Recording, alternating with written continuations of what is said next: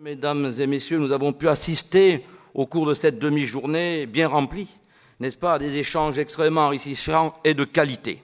Preuve que ces sujets d'actualité ont passionné l'auditoire. Je remercie tous les ingénieurs, tous les techniciens, les chercheurs et les viticulteurs ayant participé aux tables rondes.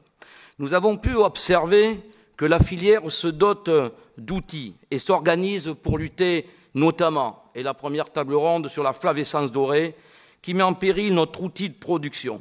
Cette lutte est l'affaire de tous, vous l'avez bien compris, et la Chambre d'agriculture de la Gironde s'y engage pleinement, grâce notamment au déploiement de ses équipes sur le terrain aux côtés des ODG.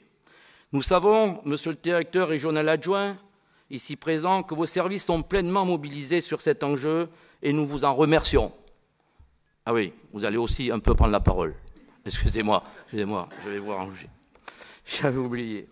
L'innovation a été également mise en avant par la présentation des nouveaux outils qui s'inscrivent également dans les objectifs du plan Ecophyto et que nous pourrons utiliser pour répondre aux attentes de nos clients, plus particulièrement quand même de nos viticulteurs et également de la société tout entière. En viticulture, cela se traduit par l'utilisation des données météo, vous avez vu, à grande échelle, ou le partage d'informations via des outils Internet, qu'ont pu développer les équipes locales du Vinopole Bordeaux-Aquitaine. La continuité vigne-vin se fait au moyen d'outils qui permettront demain d'anticiper les potentialités œnologiques de la récolte.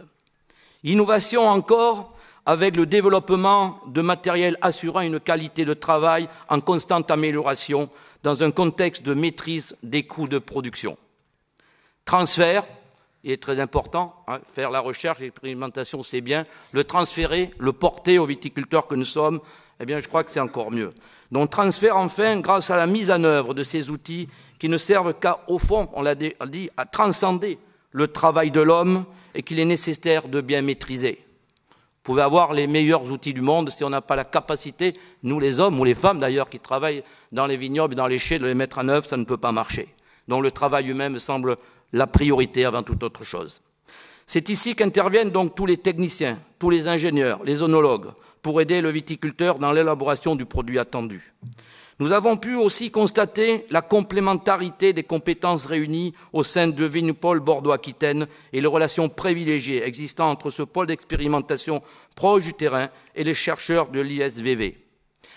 Joël l'a dit, on vous l'a répété, donc ce pôle qui réunit à la fois le lycée, l'IFV et la Chambre d'agriculture, ça se veut avant tout dans un rationaliser la recherche et l'expérimentation pour être plus efficaces ensemble. Vous avez vu que nous avons quand même des talents, qu'ils soient à la Chambre d'agriculture, qu'ils soient à l'ISV, qu'ils soient à Vinopole, qu'ils soient au lycée également. Eh bien, ces talents, nous avons le devoir de les mettre au service de la viticulture girondine et de la viticulture aquitaine. Ce devoir, il nous est impérieux dans les difficultés difficultés économiques que les uns et les autres nous pouvons rencontrer ici. Donc c'est important pour nous effectivement de vous apporter les réponses et de vous apporter les techniques à ces réponses. Eh bien, mesdames et messieurs, je vous remercie. Vous n'êtes pas partis, vous aurez tout à l'heure l'apéritif. Maintenant, je vais passer la parole, je crois, à Jean-Pierre ou peut-être... Voilà, merci.